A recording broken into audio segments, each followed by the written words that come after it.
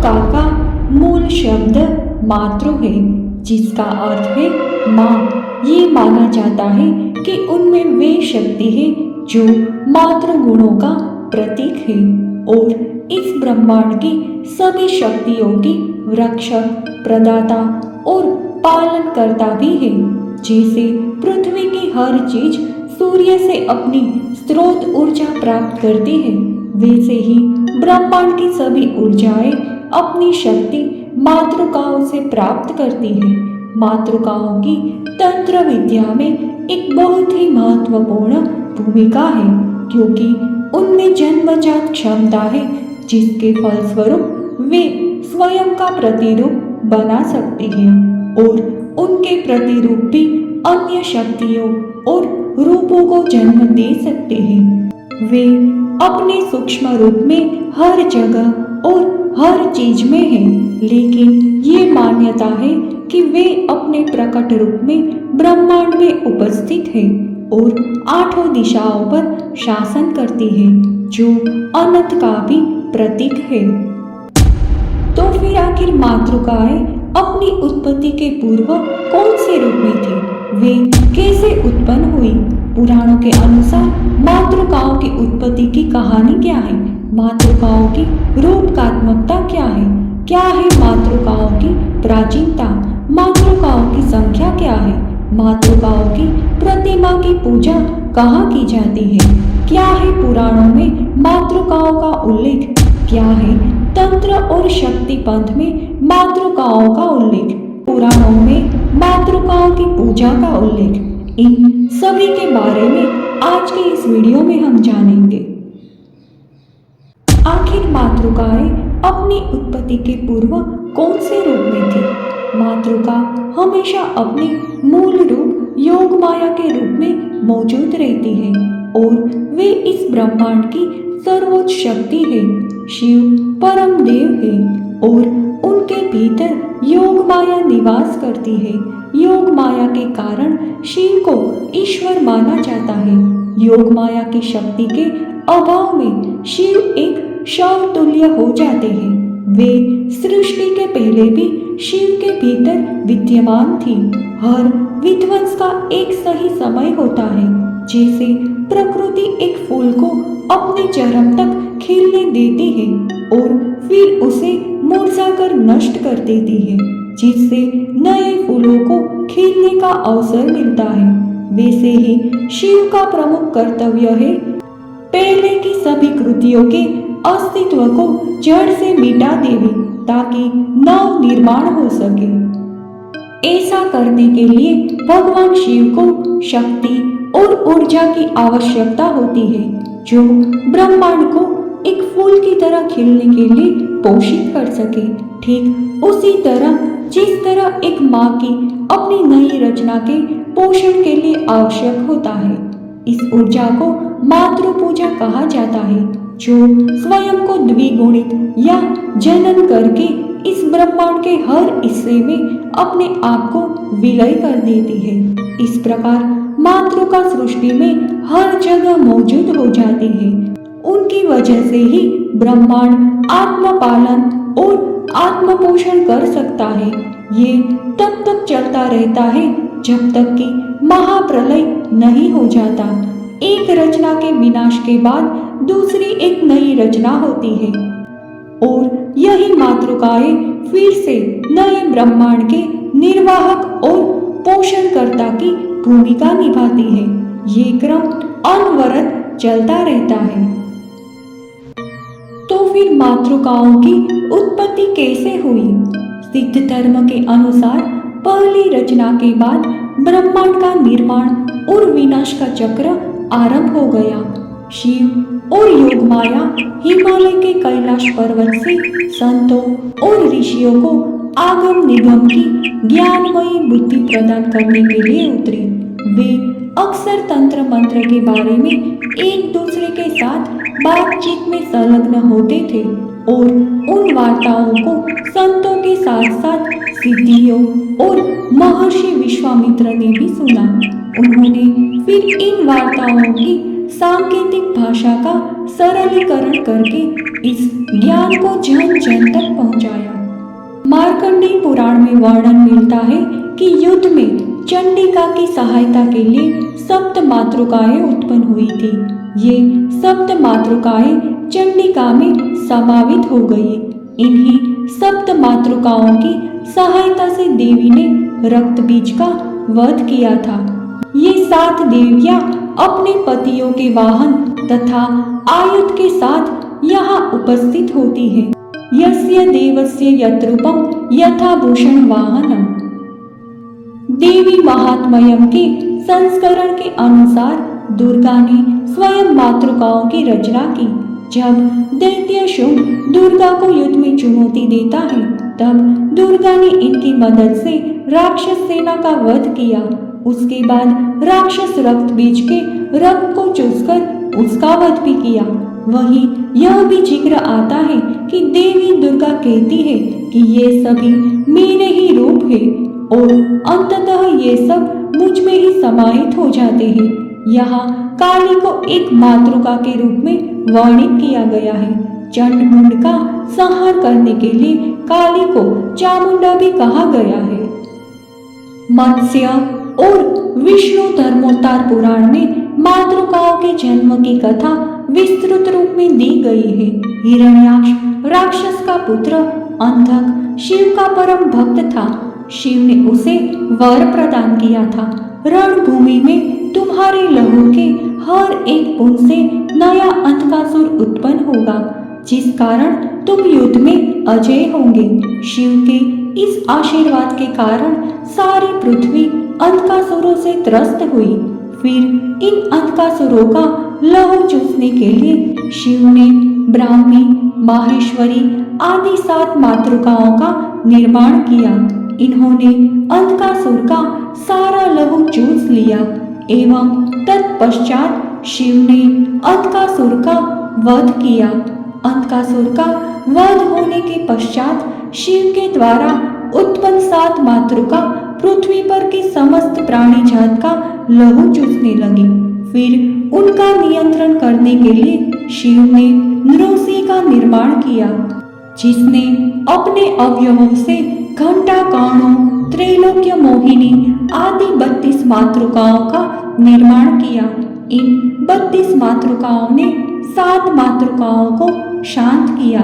नरसिंह ने मातृकाओं को दुनिया को नष्ट करने के बजाय उसकी रक्षा करने की आज्ञा दी, जिससे वे माता के रूप में पूजित हो जाएं। इस तरह मातृकाएं एक तरफ देवताओं की युद्ध में मदद करने वाली शक्तियां हैं, जो शत्रु संहारक की भूमिका निभाती है, दूसरी ओर पालन करता वाला रूप भी है।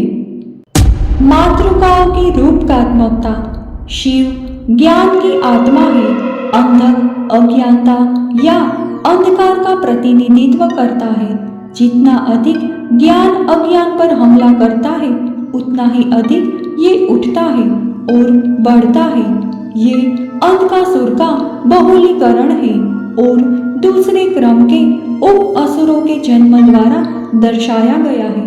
जब तक 8 बुरे गुण काम, क्रोध, लोभ, मद या घमंड, मोह या भ्रम, ईर्ष्या, निंदा और द्वेष को ज्ञान के नियंत्रण और संयम में नहीं रखा जाता, तब तक ये अंधकार को समाप्त करने में कभी भी सफलता नहीं मिल सकती।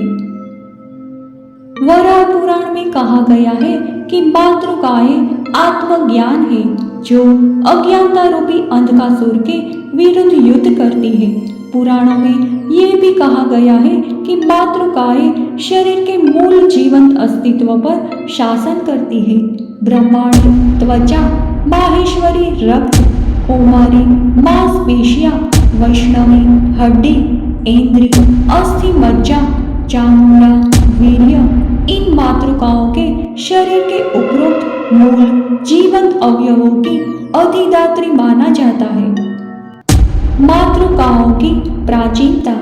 वैदिक ग्रंथों में एवं गृह्य सूत्रों में मातृकाओं का उल्लेख अप्राप्य है। सर्वप्रथम इसका उल्लेख ऋग्वेद में मिलता है। इससे प्रतीत होता है कि मातृकाओं की उपासना वैदिकेतर संस्कृति से शुरू हुई होगी। कुछ विद्वानों का मानना है कि मातृकाएं अनार्य परंपरा की ग्राम्य देवियां हैं, जिसे कालांतर में आर्य परंपरा में भी स्वीकार कर लिया गया। तो वही दूसरी तरफ एक धारणा ये भी है कि ये यक्ष परंपरा का ही विस्तार है। कालांतर में वैदिक संस्कृति के उपासकों ने इसको अपनाया एवं इसे दुर्गा देवी की पूजा में सम्मिलित कर लिया गया होगा। मातृका पूजन की परंपरा को सिंधु घाटी सभ्यता से जोड़कर भी देखा जाता है। पश्चिमी एशिया के द्रोह नामक प्राचीन संस्कृति में तथा मोहेंजोदड़ो एवं हड़प्पा में स्थित सिंधु संस्कृति में मातृकाओं की पूजा की जाती थी।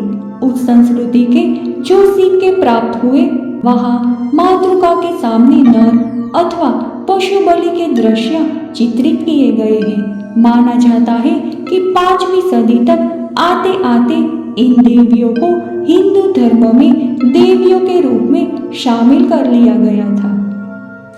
मातृकाओं की प्राचीनता का उल्लेख ग्रंथों और मिले हुए शिलालेखों से प्रमाणित हो जाता है। ऋग्वेद में 7 नदियों एवं 7 स्वरों को माता कहा गया है। साथ ही वहाँ 7 माताओं का उल्लेख भी है और कहा गया है कि उनकी देखरेख में सोम की तैयारी होती थी। मार्कंडेय पुराण में वर्णन मिलता है कि युद्ध में चंडिका की सहायता के लिए 7 मातृकाएं उत्पन्न हुई थी।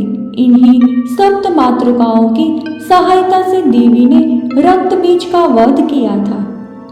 ईसा की पहली शताब्दी से मातृका पूजन का स्पष्ट उल्लेख मिलता है। वरा मिहिर के बृहत संहिता में एवं शूद्रक के मृच्छक कटिकम में मातृका पूजन का स्पष्ट उल्लेख मिलता है। स्कंदगुप्त के बिहार स्तंभ लेख में मातृका पूजन उल्लेखित है। गुप्त शिलालेख के अनुसार 423 ईसा में मालवा के विश्वकर्मन राजा के अमात्य मयूराक्ष ने मातृकाओं का एक मंदिर बनवाया था। 5वीं सदी के गुप्त सम्राट प्रथम कुमार गुप्त के गंगाधर लेख में मातृका के मंदिर का उल्लेख मिलता है। चालुक्य एवं कदम्ब राजवंश मातृकाओं के उपासक थे। मातृकाओं की संख्या। इन मातृकाओं की संख्याओं को लेकर भी अलग अलग मत है। एक मत के अनुसार इनकी संख्या 7 है, जिनके आधार पर इन्हें सप्त मातृका कहा जाता है। 5वीं सदी के गुप्त सम्राट प्रथम कुमार गुप्त के गंगाधर लेख में मातृका के मंदिर का उल्लेख है। इस लेख में उनकी संख्या का उल्लेख नहीं है, किंतु बाद के चालुक्य प्रशस्ति में इनकी संख्या 7 मानी जाती रही है। इन कतिपय साक्ष्यों के आधार पर इतना तो अवश्य माना जा सकता है कि सप्त मातृका की उपासना और पूजा का प्रचलन 5वीं सदी के भारत में होने लगा था। मार्कंडेय पुराण में वर्णन मिलता है कि सप्त मातृकाओं की सहायता से चंडिका देवी ने रक्त बीज का वध किया था। ये 7 देवियां अपने पतियों के वाहन तथा आयुध के साथ यहाँ उपस्थित होती है। ये 7 देवियां हैं ब्रह्माणी, माहेश्वरी, कौमारी, वैष्णवी, वाराही, ऐन्द्री और नारसिंही। इन 7 के साथ जब चामुंडा को मातृकाओं की गणना में शामिल कर लिया जाता है तो ये संख्या 8 हो जाती है। कुछ स्थानों पर नारसिंही के स्थान पर चामुंडा को जगह दे दिया जाता है। इस तरह हम पाते हैं कि जहां नारसिंही और चामुंडा दोनों को इसमें शामिल किया जाता है वहां ये संख्या 8 हो जाती है, अन्यथा ये 7 ही रहती है।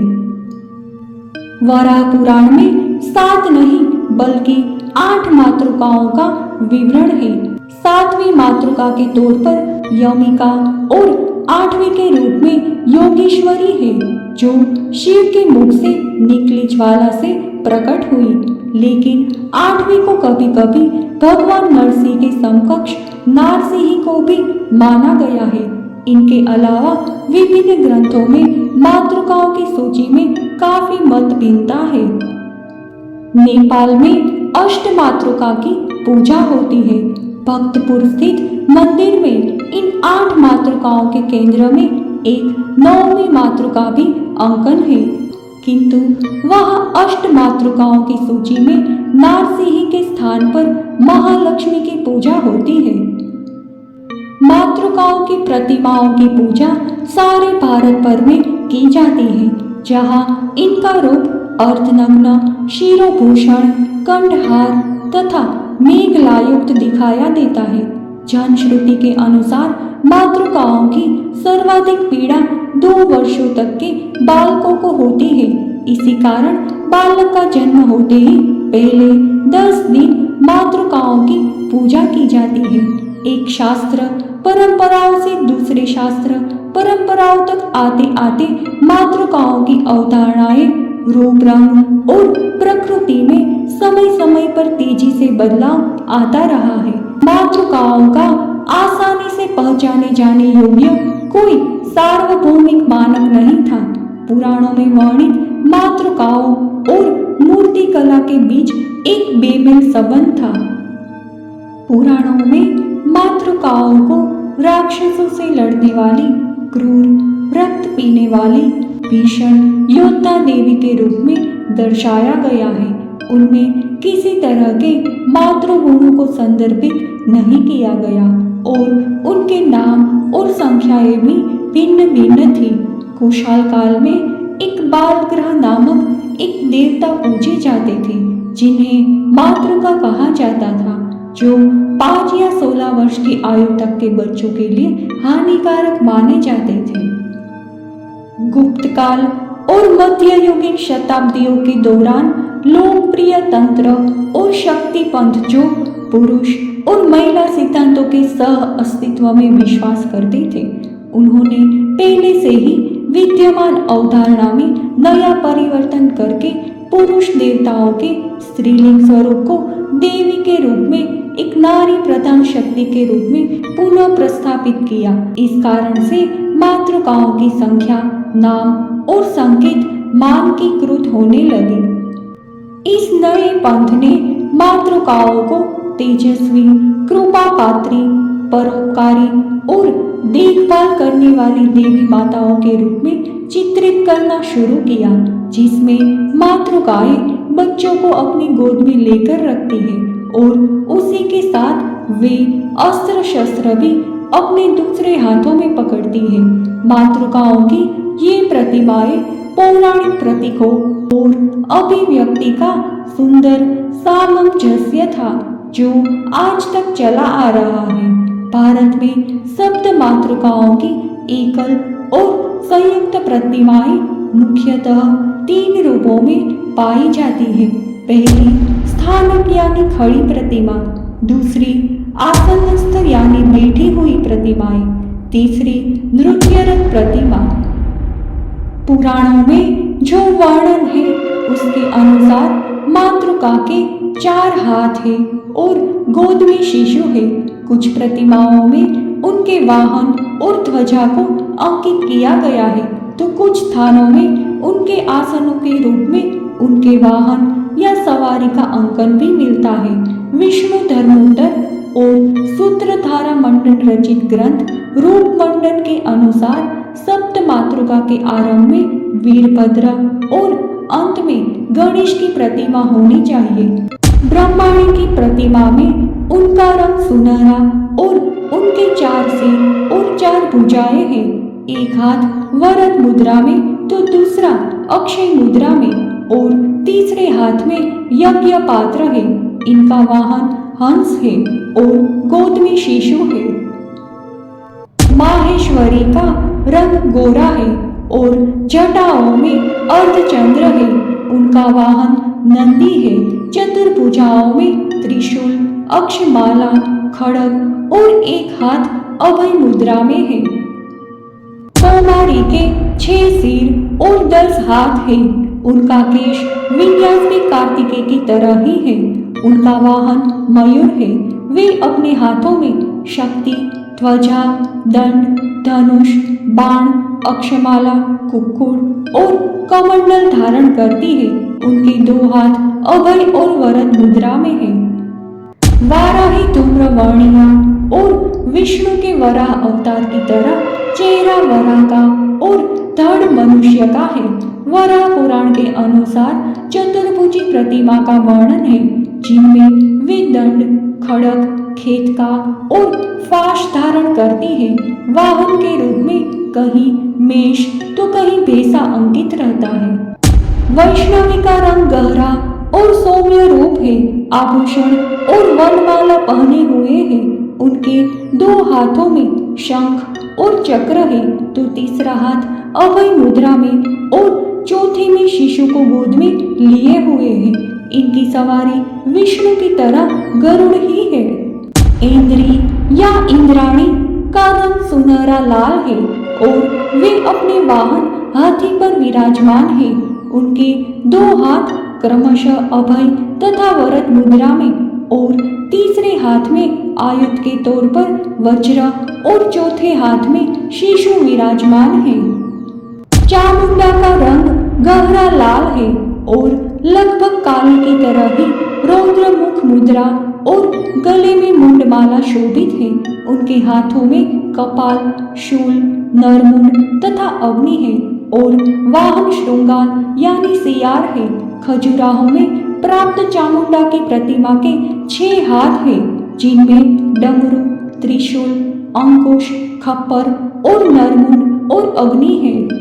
नारसिंह की प्रतिमा का चेहरा सिंह का है और धड़ मानव का।